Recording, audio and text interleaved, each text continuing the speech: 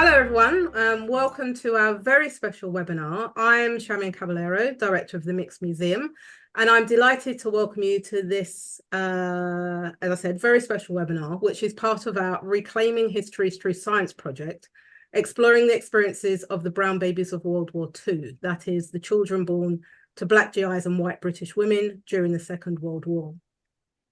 Due to legislation, policies, and social attitudes in both the UK and USA, most of the children grew up not knowing their Black fathers or family, and finding their American family has been a lifelong journey for many. In recent years, DNA testing has increasingly helped members of this community begin to find answers, even reuniting them with family members. And thanks to the Museums Association's Mindsets and Missions programme, we are currently working with members of the brown babies community to explore the role of DNA testing in their lives, particularly the emotional side of the science. However, we have realised that most of us, even those in the group who have undertaken testing, have very little idea of the actual science behind the process. So we have invited Sasha Henriques to talk to us today to shed some light on some of the common questions and wonderings we've been having in the group about the process, particularly in relation to questions of race, heritage, and identity.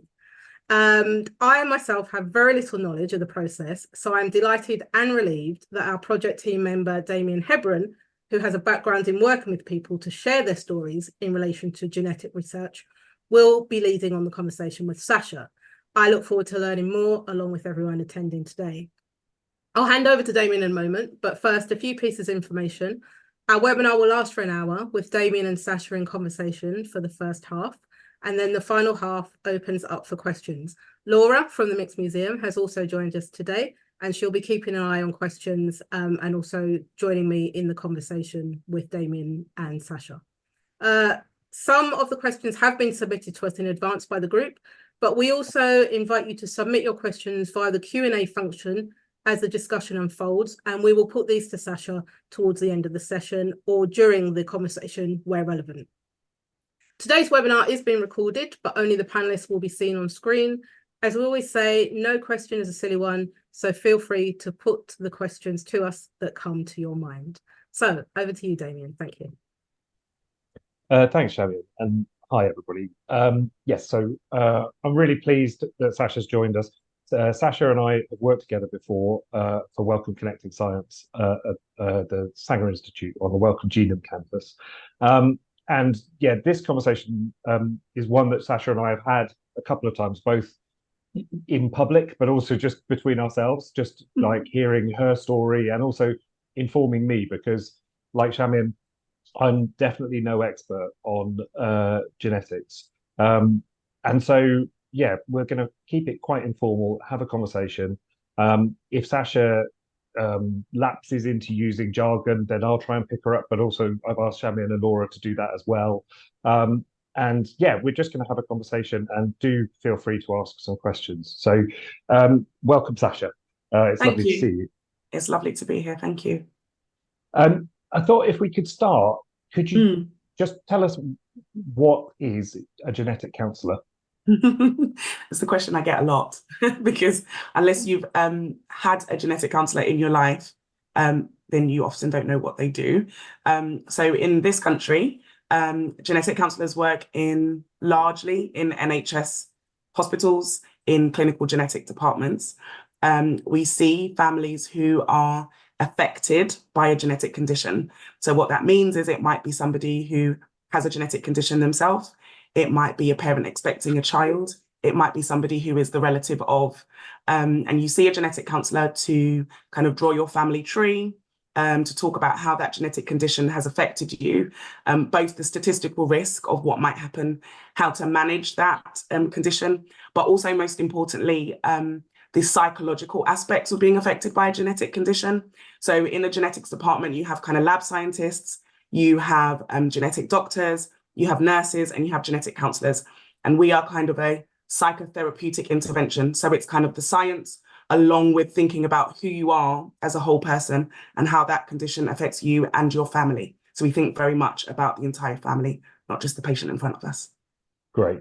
And because can you give some examples of genetic conditions? Because some of these might be things that affect people's decision about whether to have children or what the risk might be for their children.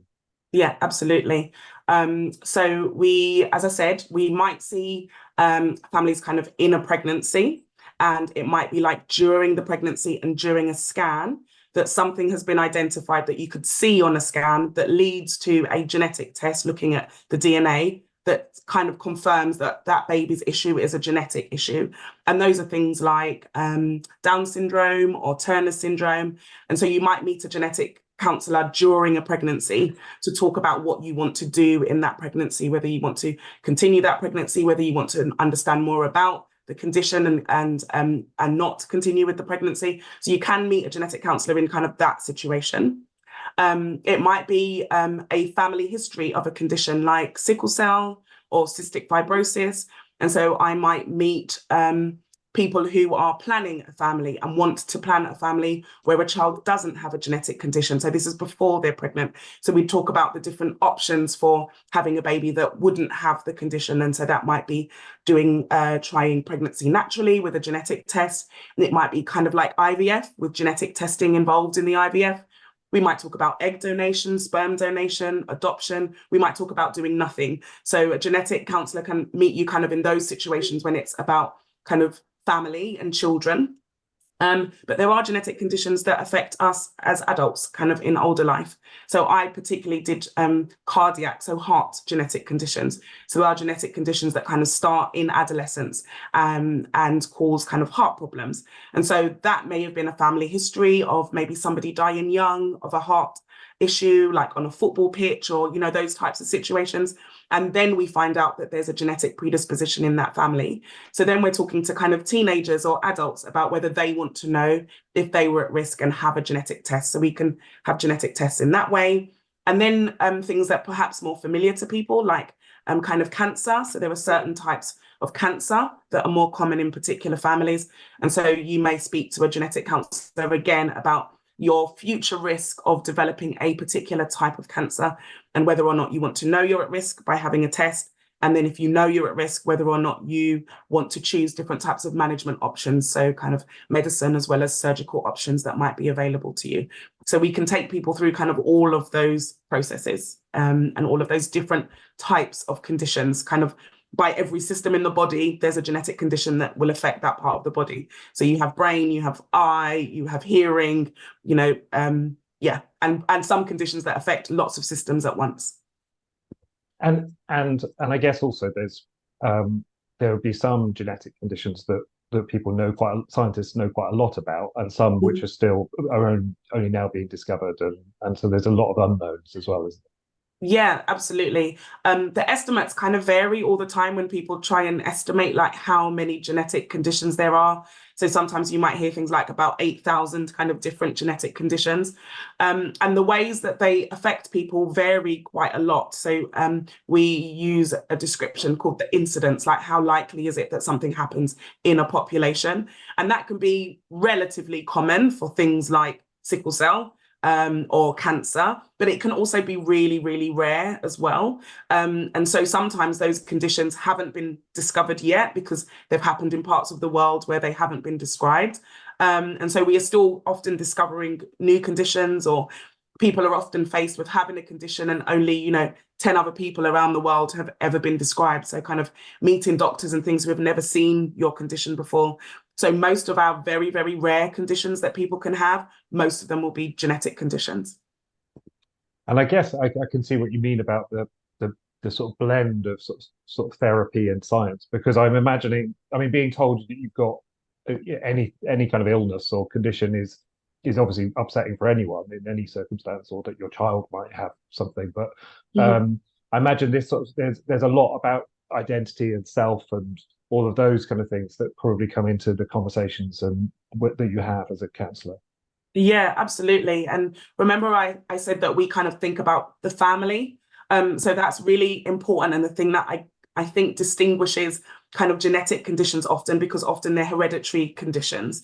And so there is the feeling and emotion that goes with being diagnosed with something out of the blue that you weren't expecting. And those are kind of what we call like diagnostic tests, but you've already had symptoms, you've already lost a baby, you've already seen something happen, and this is an explanation of something that's happening. This is why I have the cancer. But actually, sometimes once we find that, we then ask people if they want to know about the future. And that's called kind of predictive genetic testing. So you have had no experience of this condition, didn't know it was a risk for you in the future. And so that process of thinking about whether you want to know, and then when you do know, how you're going to cope and deal with that information, that there's this bit of your future that you know a bit more about than you did before, and how that changes how you think about yourself, how you choose what job you want to do, how you think about when you have children, how you talk to a new partner about a risk that you know you might have in the future, all of those things as well. So yeah, that's why I kind of say, like, the knowing the science is great, and it's really useful because that's what people need to kind of understand to make decisions often. But actually what's most important for people is how it's going to affect them and how it's going to affect their family, kind of on a emotional, psychological, spiritual, like all of those things are really what people need to talk about when you get down to it, not just what a gene and a chromosome is. And yeah, well, and that brings me neatly to talking about a bit about you and about, Sure. because I know that, you know, well, there is a shortage of genetic counsellors in this country, but In the world. in the world, yeah, but the genetic counsellors that there are Yes. probably not representative of the whole population.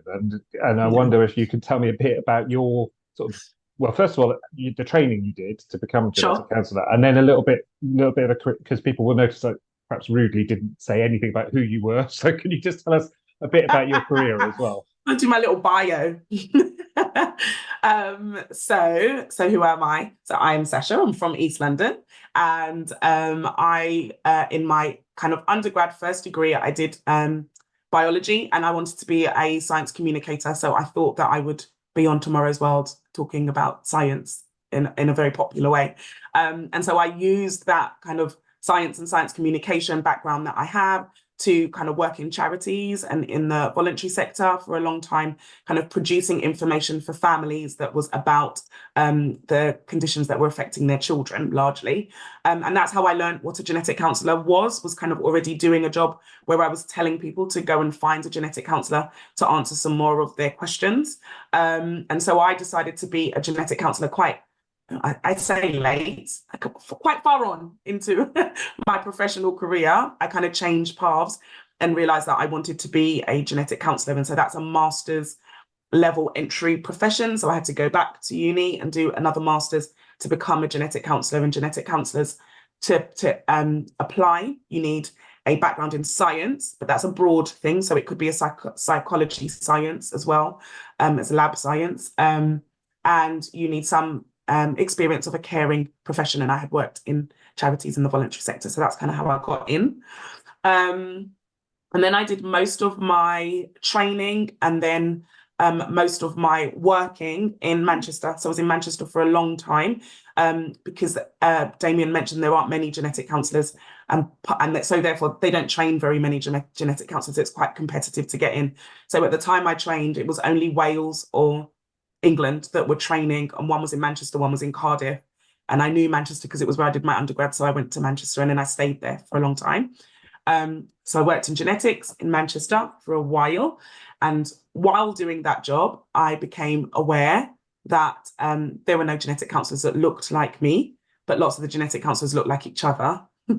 So that was kind of the first thing. And then I was working kind of in Manchester, like central Manchester, and the community of people around the hospital were not necessarily the community of people who were in the genetic clinic. So I started to ask questions about do you mean as patients as patients, yeah, as patients who were coming.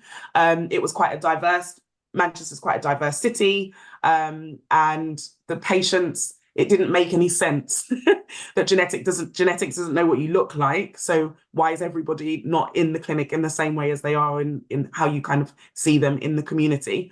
And so I started to ask questions about, you know, how accessible was genetics to different cultures and different communities, and how representative was the workforce of genetics for meeting the needs of those cultures and communities. And so that led me to think about just experiencing genetic counselling in a different setting, in a different culture, in a different way, but also somewhere that spoke English, because I only speak English. And so that was quite limited.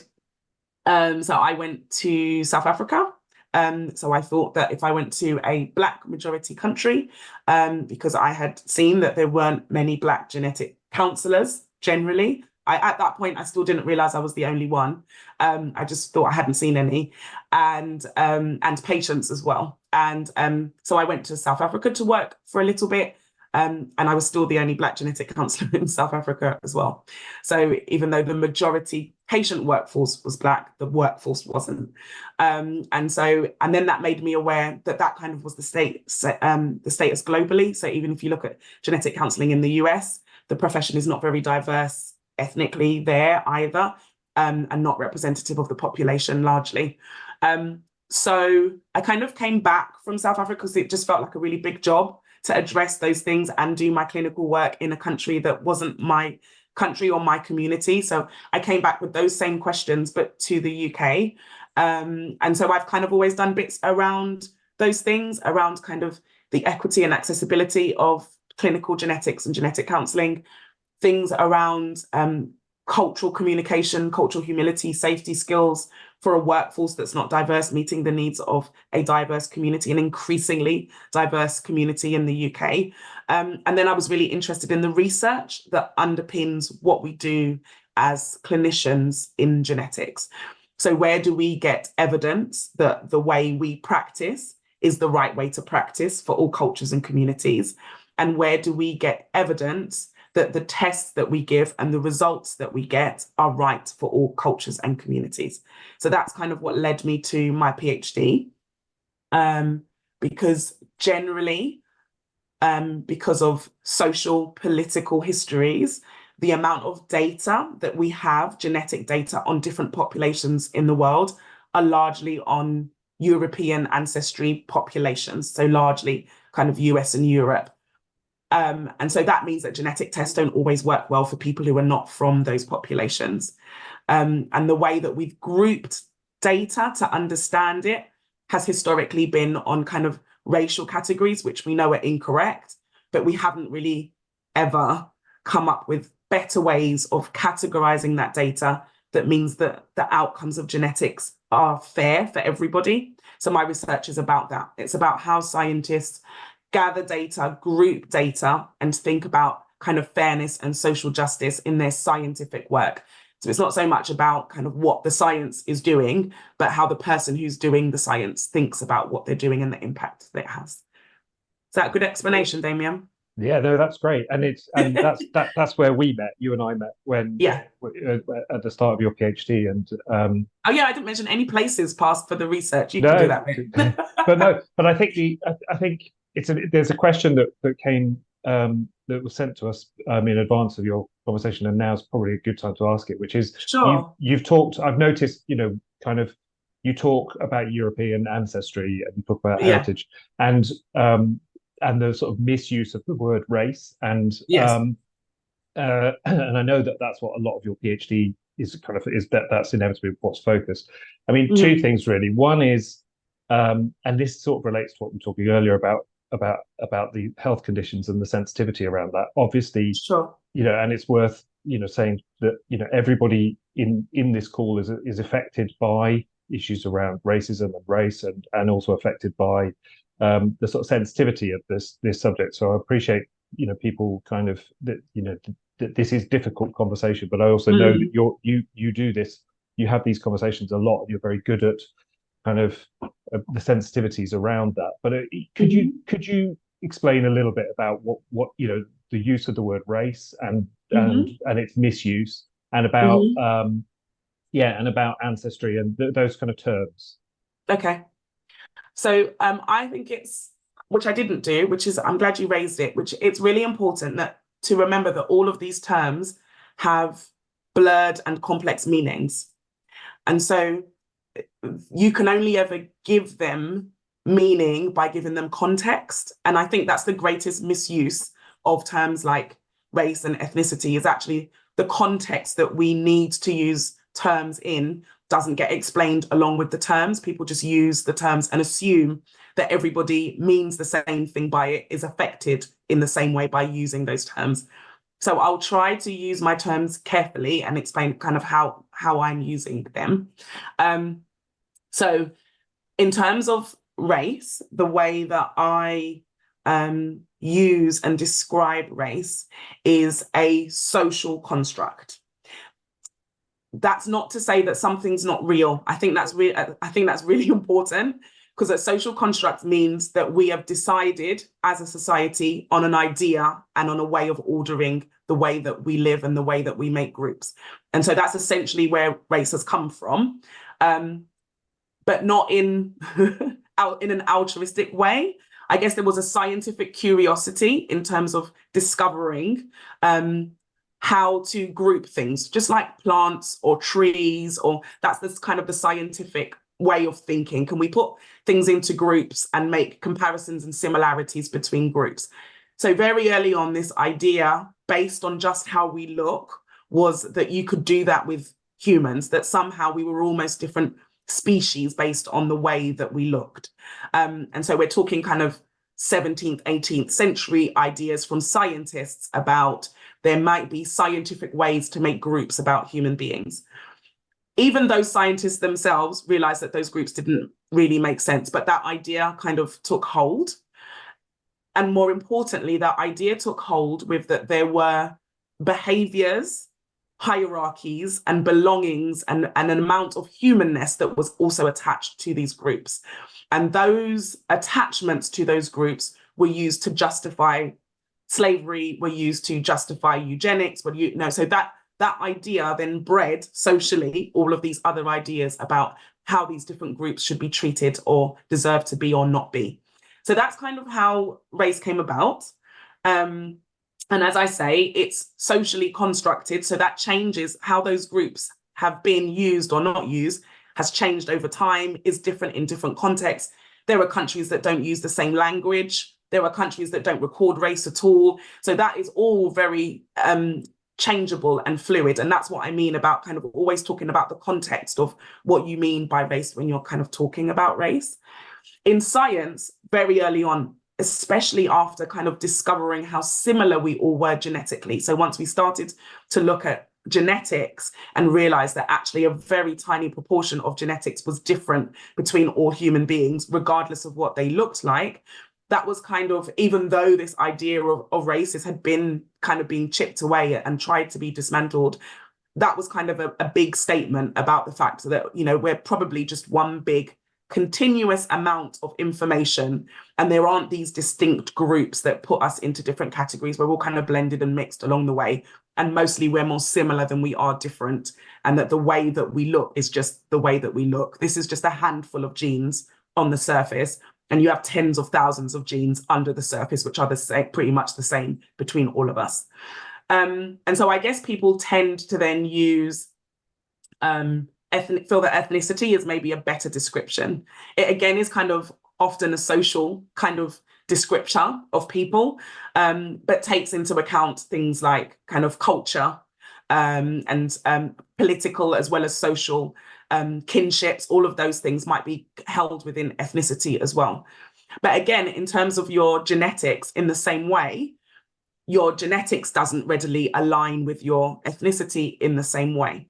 So when we talk about kind of doing genetic tests to understand which groups of people are the same or not, which tests work well for which groups of people or not, if you're using groupings that don't make sense with the genetic data, you can make mistakes in how you are attributing how certain populations would be affected or not. And a really easy example of that, I guess, is thinking about conditions that we might associate with a particular race when we know that a race is how you look, like sickle cell. So I noticed there was a question in there about sickle cell, and it must have come from the African side of the family. Sickle cell is not a genetic change that only affects people who look like me or from my part of the world. It just more likely happens from people who are from that part of the world. So what we know is that as people kind of mix more and move around, their genetics mix and move around with them. And so there will be people who don't look like me, who probably look more like you, Damien, who might have some form of sickle cell or sickle cell trait that they've inherited. But if you came to a genetic clinic and I was trying to decide who to give a genetic test to based on their race, I may give that genetic test to me because this race is identifiable as Black, but I might not give that test to you. But actually, genetically speaking, that wasn't a good way to make the assumption about who should have the test. And so that's kind of a really crude way of showing just how the groups, because they don't align with science, it means that you might get the wrong test or the wrong outcome. That's one way. I've got another thing to say, but you might have another question in there. No, So I've got to race and ethnicity, but I haven't got to genetic ancestry, yeah? Well, no, I was going to say, I mean, and this, what you've just said explains, why the lack of people who look like you working as genetic counselors is so important, and working in genetics more broadly, because inevitably people bring lots of their assumptions and lots of their, kind of. But yeah, do you want to talk a bit about ancestry? Because I think that, and then we could go on to talk about, what DNA tracing kind of is and means, and what happens when people have a DNA test. Sure. So ancestry and genetic ancestry, I guess, are separate in the fact that ancestry is about who you're related to, but it doesn't necessarily have to be your genetics that kind of tells you that. So different cultures and different groups of people have different ways of talking about their hereditary and their ancestry. And so ancestry can kind of mean that. But when we talk about genetic ancestry, we're talking about the genetic ways that we are linked to the people that we are related to, so the people that we have descended from. And so we often use that. It's often people think that's a more of a scientific way of talking about groups of people. But because of the way that you pass on your genetic information, in that your genetic information is half of your parents, so half of your mother, half of your father will be your genetic information.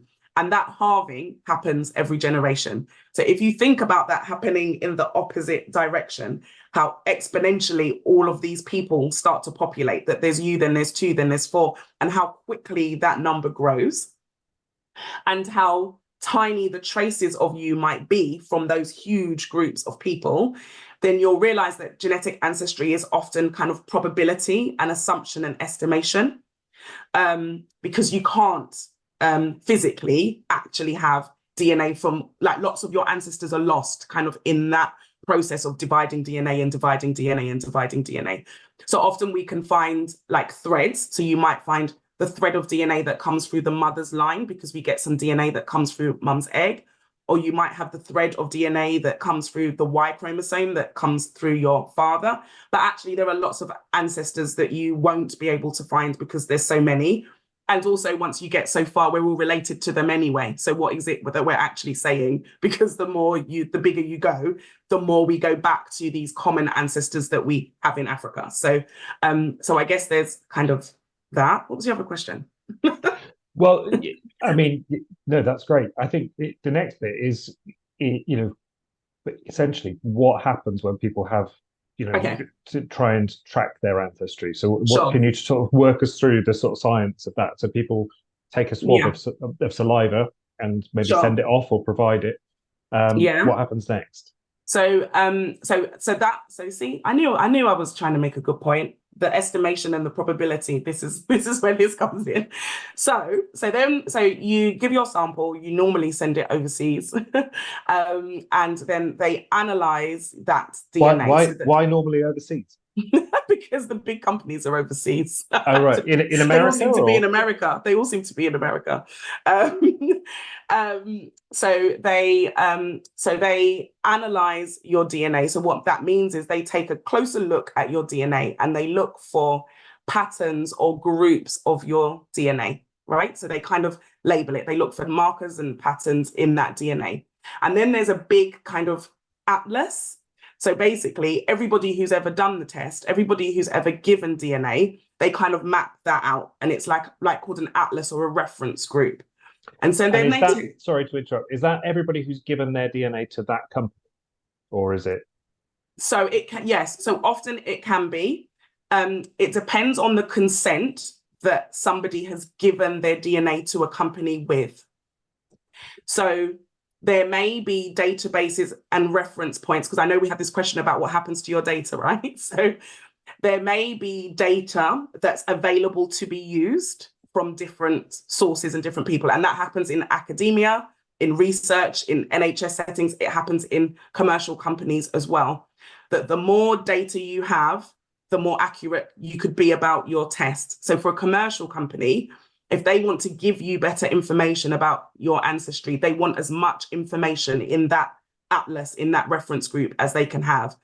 And so it might be that they only have their data, but it might be that there's other data that they have been able to buy, to add to their reference group to make it a fuller reference group. Does that make sense? That's great.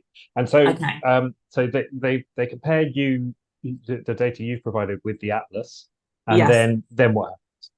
So they compare you with the atlas, and that can do two things. It can tell you who your data looks like and what region of the world they're from. So when that's why you get your 23% Viking or whatever it is. Yeah. So this bit of your DNA, this much of your DNA looks like people from there. This much of your DNA looks like people from there. So it's kind of like, as I said, it's estimation and probability, right? That what your DNA most looks like the other bits of DNA that we collected from there. So there are all sorts of technical bioinformatics, like biology, IT things that happen that I don't know about, that help them do those estimations with increasing accuracy. But it's never an actual, I don't know, what's the other word that you use instead of it's estimation? Like it's never an actual truth. It's always an estimation. And it's always an estimation because you don't have the DNA of every single person in the world in order to make that reference accurate. Does that make sense? Yeah, and presumably people who got those estimations 10 years ago, if they sent their DNA sample in now, it would be different because there's much more data, or if they sent it to a different company. Yeah, okay. Absolutely. So that changes over time. So if anybody's done an ancestry test, they may notice that they get regular updates changing the percentages and the locations of where they're from. And that's because I think I mentioned it at the beginning about academic, like about where DNA comes from, like how much DNA we have in these databases around the world. And lots of them are from particular parts of the world. So we have heavy sampling in Europe. We have heavy sampling in the US.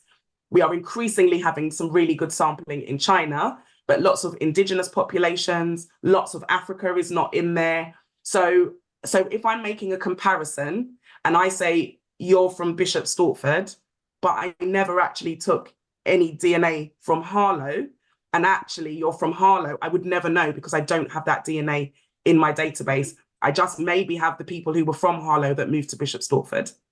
And so people might notice that about their ancestry testing, that as these databases get bigger and get more information in them, it shifts kind of ancestral understanding because it's only ever probability and estimation. Good probability and estimation, but that's kind of what it is. Yeah, so that's about places, about finding places. And that's important for your ancestry testing, but it's also important for us clinically as well. So kind of figuring out whether a genetic change causes a problem or is just a genetic change that, just makes your eyes blue or your eyes brown. Often those things are specific to particular populations. And so even in health, we don't have completely comprehensive data about parts of the world. So often if you're from particular parts of the world, the information from a genetic test is often not as good for you, in the same way that ancestry tests are often not as good for you if you're from particular parts of the world that aren't heavily referenced. Great, thank you. And then when it comes to tracing, so obviously, as Shamin introduced, this particular group, this project is people, tracing specifically looking for their fathers or for their grandfathers.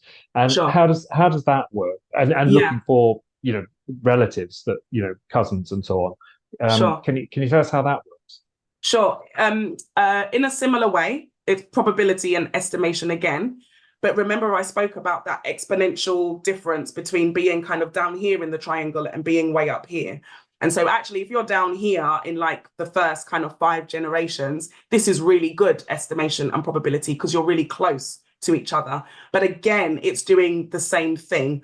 It's taking a section of your genetic information and giving you how many bits of that section are the same as somebody else's bits of that section. And the higher that number is, the more likely you have the same ancestors, like you have the same relatives.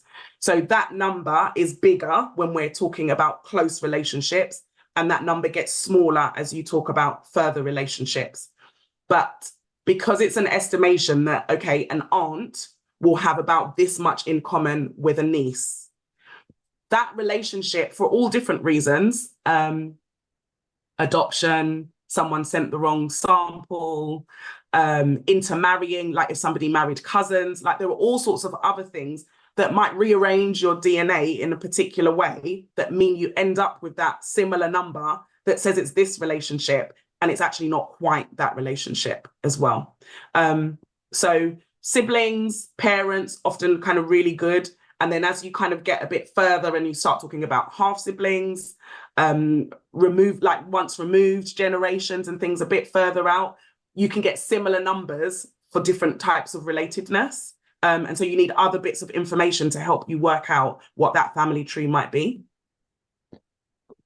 Other bits of information that you can get from the DNA, or so not necessarily from the DNA, so from the genealogy, so other people who have done the test may have supplied other information, and so they put that information together.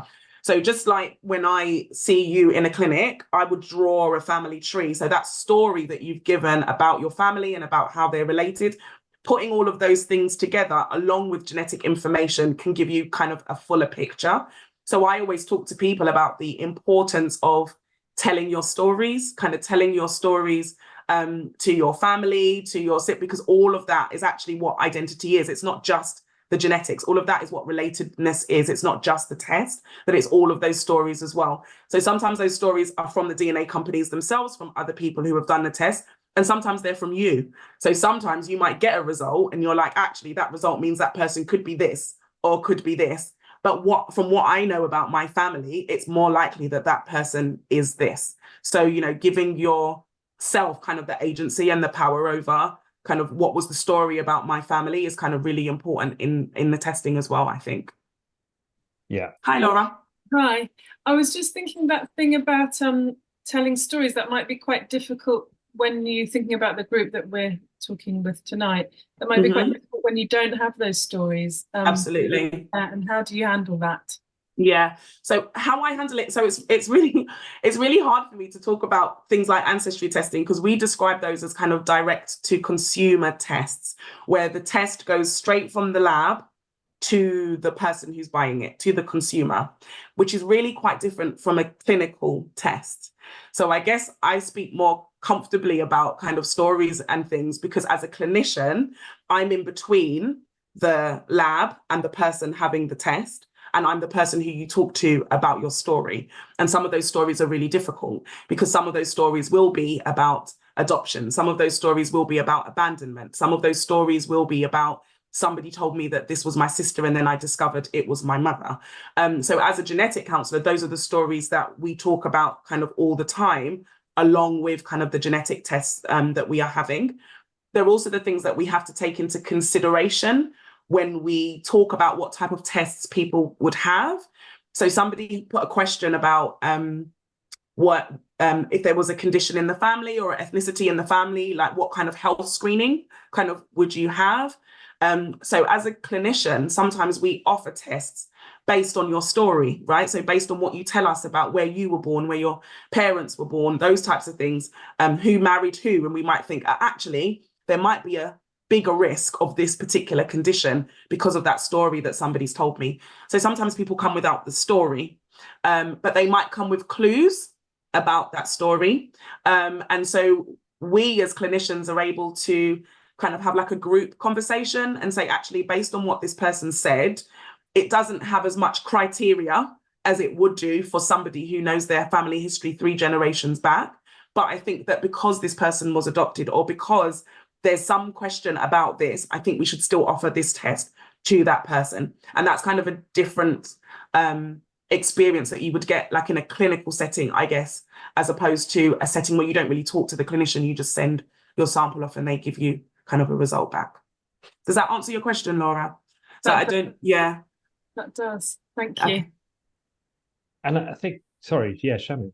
I'm just keeping an eye on the time, and I think we'll keep the conversation going, but it would be good if we take some Q&As Sure. from the group. Absolutely. So if anyone who's at the webinar wants to put a question into the Q&A, we can put it to Sasha. We do have some people got in touch with us before the webinar to put their questions forward. So we could perhaps start with some of those. Unless, Damien, Sure. did you have something else that you wanted to... Did you have something else you wanted to pick up with Sasha? No. I mean, I think it's obviously is there a sense that people have of being disappointed when you give them that response, Sasha, that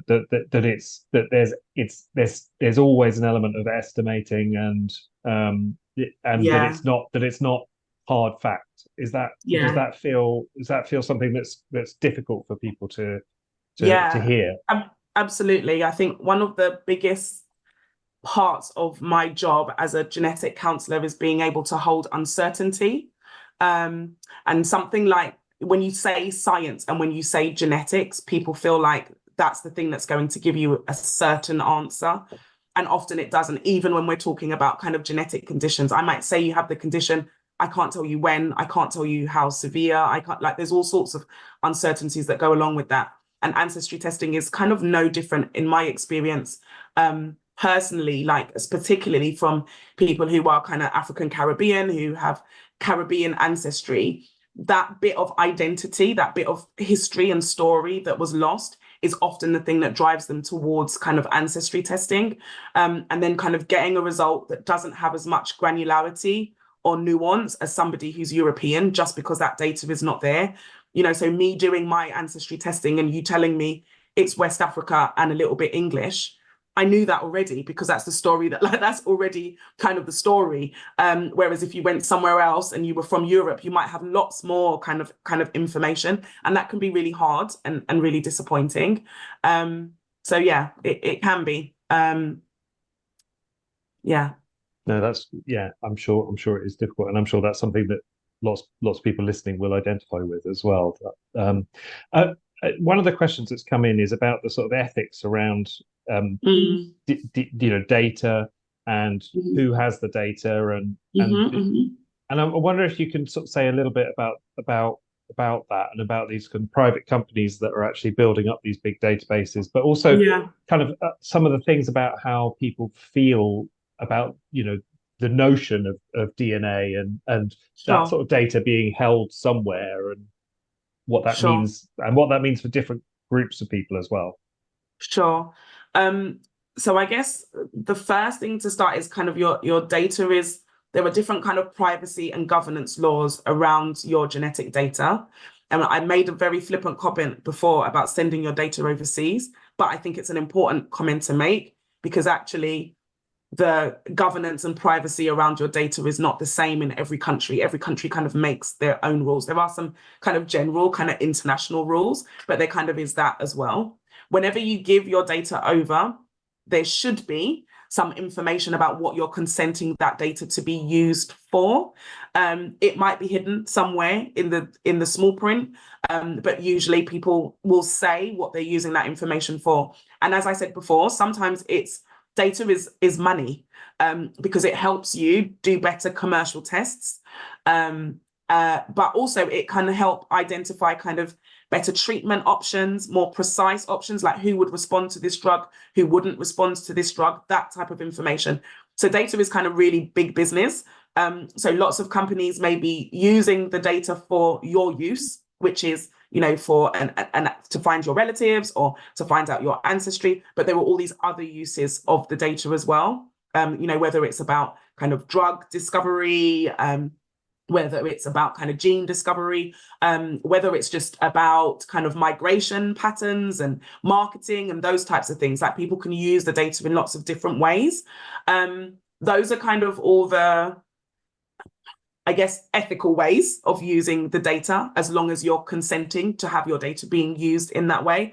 But there are also kind of unethical ways of using data as well. So people might use data to discriminate against particular populations. People might, there's lots of controversy about kind of the amount of DNA data that kind of police services hold in the US and in the UK. So there are also ways that people can be identified, people can be discriminated against by just kind of using genetic data as well. So it's kind of really important to understand where your data is, how it's being held, and how long it can be held in that way for. So often, sometimes these privacy and governance things can change kind of over time. And will your data be able to be used for a different use than what you gave your data for, is another kind of really important question that we tend to ask whenever we are gathering data for research or anything like that. Great, thank you. And I'm wondering also, so there's a question about sort of the technology and the kind of where we're at with the science. So we've sort of talked about the fact that things are developing all the time, new sort of health conditions and other kind of issues are emerging, and the science is getting much quicker. So the process of kind of identifying different health conditions and so on is moving along. What you're aware of in terms of where the technology is going, and where and whether, and also how it's being integrated into the way that health particularly is being sort of delivered. Absolutely. Fast. I don't think that's the only thing I can say. We're not sort of at the peak yet by any means. No, they're going for it. So what the job was like in terms of what I had to talk about in terms of what a test could do, 10 years ago is so different from what we talk about now. The speed with which you can even find these bits of information and understand genetics is changing all the time and changing rapidly. What is slower is interpretation. So kind of understanding what all of this information means is a bit slower than actually kind of getting there, but that's getting there too. And as I said, the thing that I think it has the potential impact for, what people are hoping for, is kind of using it for more AI generated types of solutions to health and more precise ways of diagnosing and treating people, because you have much better kind of information. So that's kind of where it's going. I've seen also somewhere that because of DNA's capacity to kind of just store information, there were also questions about like just the way that DNA stores information being used as a way to store all sorts of other information as well, which is far too IT for me to even get my head around. But there were all sorts of fascinating and interesting things that are happening in genetics kind of all the time. And lots of them are very data-driven, very big data-driven. Yeah.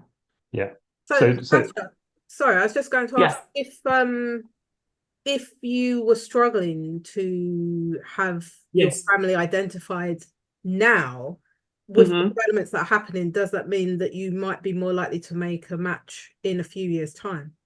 Yeah, because it's based on how many people are in those reference points. Yes, I think that there is, as I said, it changes in terms of ancestry, but relatedness might get more precise as well as time goes on and that data improves. But also the computer science behind it. Remember, I said that's really technical kind of bioinformatics, kind of those algorithms, the AI that we use, all of those type of solutions for making better, more precise predictions will improve as well. So actually that information is very likely to change over time. Yeah. So is that a bit like saying, because a strand of looking at DNA, there's a lot of information there, and the more sophisticated and powerful the computer technology that does that comparison, there might be sort of broad generalizations in terms of whether you're a match with this person. That could get more sophisticated. They could look almost like the magnifying glass is getting more, is getting stronger. So the analysis, but that's the bit that lags. Like having a closer and closer and closer look is going miles ahead and happening really quickly, but then relating all those things together and making them make sense, the analysis bit is a bit slower, but that is also the bit that would change kind of what information means for different people over time. Yeah. Great. I have a question around companies. So obviously Sure. there are different companies that you can use. Mm-hmm.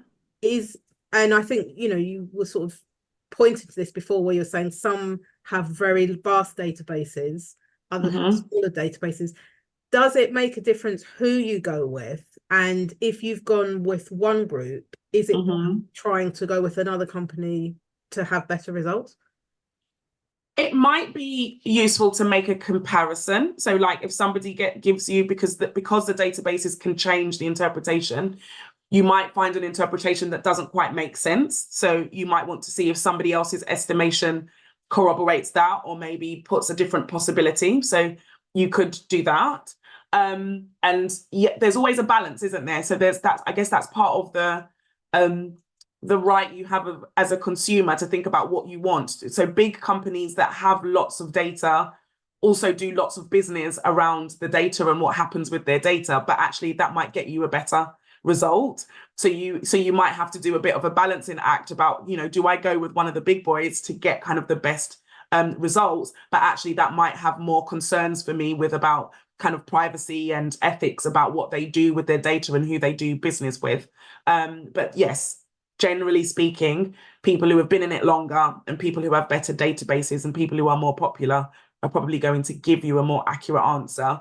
But because it's all estimation and probabilities, people have slightly different ways of doing their algorithms. So you might want to try somewhere else to see if 2 bits of information could help you make a fuller picture. And thinking a bit more about the ethics of those different companies that you might go with, what's your feeling about, you get these results, do you feel that you should be able to go back and ask questions about those results, and to what extent is that possible? So as a clinician, I feel that 100%. So because I understand kind of the emotional, psychological impact of having a genetic test result, even if it's something you expected, but for it to then be something that you didn't expect or don't understand within that as well, that is really, really tricky. I think that anybody doing any type of test has a responsibility to kind of talk about kind of the accuracy of that test, explain that test, and help you find kind of further information and help. And some companies do that better than others. There are big companies that are quite commercial. So in the US, genetic counselling counsellors work for those companies. So it's really quite different to the UK. So companies like 23andMe, there are genetic counsellors that work for 23andMe. I don't know how it works with insurance and particular things and how you get to their genetic counsellors that actually work for them, whether it's only around health rather than around ancestry. But I, as a consumer, if I was confused by a result or I had further questions, I would go back and ask for further information. What I would say is that's not always fruitful, and people often push them back to a genetic counsellor to talk about that. And it's really difficult for us to talk about a test that we didn't do. So there is, sometimes patients, I would call them, because when they come to me, they become patients, but they're just people, can have a really rough time, I guess, being batted around with a bit of information, like maybe a health condition that has popped up through the test or something that they don't understand. Or sometimes people do these tests to see, whether they're allergic to red wine or like all sorts of stuff. And they turn up with these big piles of genetic information. And most of it, as I said, we don't understand a lot of it. So even though a commercial company has told you they understand it, there's not very much that can be actioned from it. And they kind of end up coming our way as well. So it can be really tricky. But health conditions, definitely, I would say, come back to a genetic counsellor, ask the company if they don't have one. It's an NHS service. You get your GP to refer you and you see a genetic counsellor. And we might make you do the test again because it wasn't done in an NHS lab, but we will talk about it at least, yeah. So you can do that. If you've gone privately and taken a commercial test, you can and you found a health condition, then get referred through your GP into a clinical service. And then if the report, so we'll look at the report and see if the standard of test is the same as the standard that we would use in a clinical setting. And so we may use that result if it is. So I've had someone who had a cancer kind of predisposition found in the test, but actually the lab that they had used, our lab was happy with that. And so we were able to offer other family members testing based on that. But sometimes we get it and we're not able to do that. And so we would repeat the test in a clinical setting, and then we can action it kind of based on that. So for health conditions, that's much more straightforward than kind of those more what we call multifactorial. So things that have many, many causes, not just kind of one single genetic cause. We don't often deal with those in a genetic clinic setting. So it's a bit more tricky. So just last thing on this. So if it's health related, then you can potentially be. If yes. it's Absolutely. If you want to fill in a picture about your family, you're probably not going to be able to access that. So is there an option to go, if you could afford it, to go privately and see a genetic counsellor with these results? Genetic counsellors don't do genetic ancestry, and we don't do genealogy. So we do, it's health conditions, serious genetic health conditions. So not even multifactorial, as I said, health conditions like diabetes or asthma, like things that have lots of environmental as well as genetic causes. We kind of don't tend to do that. We're talking very serious genetic conditions, often caused by like 1 or 2 genetic changes. So I would go back to the company to ask them if they can provide more information. And if that company is not, the same idea of kind of maybe going getting tested somewhere else where they do have better services to kind of help you work through it, I think is one of the other ways of doing it. And there are lots of, I know there are lots of support groups and, groups of people who have kind of got like an expert knowledge because of how much they've invested in kind of doing their type of testing. So sometimes socially, like on social media and stuff, there might be groups where people kind of can help you kind of understand your results a bit more as well. But I would go back to the company and ask them for advice. Yeah. And one of the things I was going to ask you, Sasha, to do after this conversation was to sort of recommendations of where people could read or could see webinar, kind of other sort of short films and things that would give them more information, both about DNA tracing or because I think there's I was saying to Shamian earlier, there's quite a lot of work now for schools audiences that explains that's quite reliable, because there is a lot of unreliable information out there about genetics. I think it's safe to say. Yeah, and I think because genetics is it's everything already and will continue to be in every bit of health. So actually, schools have to learn about this because that's the world that children are kind of growing up in. So lots of the schools' information is really good because that's part of their curriculum now, to kind of learn more about things that we didn't learn so much about when we were at school. So yeah. Brilliant. Well, we're getting close to time. I think, Shamian and Laura, we've kind of answered the questions that we were sent before. Is there anything I've missed? No, I think we've covered those. I think there's a lot there's lots of questions and there's lots of different ways to answer the questions. But I want to thank you, Sasha, because you gave such a good overview in the beginning that we haven't had to put all the questions to you. I think because we are coming to the end now, we'll wrap up the session here. What we will say to those people who are in our network is that we'll be having an informal drop-in session next Thursday for anyone who wants to continue the conversation about what we've heard from Sasha, think about what we could do next in terms of, within the project, further guest speakers, further delving into this subject. But for now, I'll say thank you very much, Sasha, for coming. You're welcome. You're most welcome. I started there for baseline knowledge, and now I feel well done. Understanding. Yeah. Okay, great. That's what I like to hear. Yeah. So I know within our group there are people who are at very different points in terms of knowledge around this. So we will come back together as a group and talk about what we've heard and how we can build on this. Yeah. But for now, thank you very much. Thank you, Damien, for leading the conversation and saving me and Laura that job. We really appreciate it. And of course, most importantly, thank you to everyone who's turned up to the webinar today. If you didn't have a chance to answer your question, we can talk about this next week, or you can put your questions to us by email and we will follow that up with Sasha or somebody else in some way. So thank you very much and see you soon.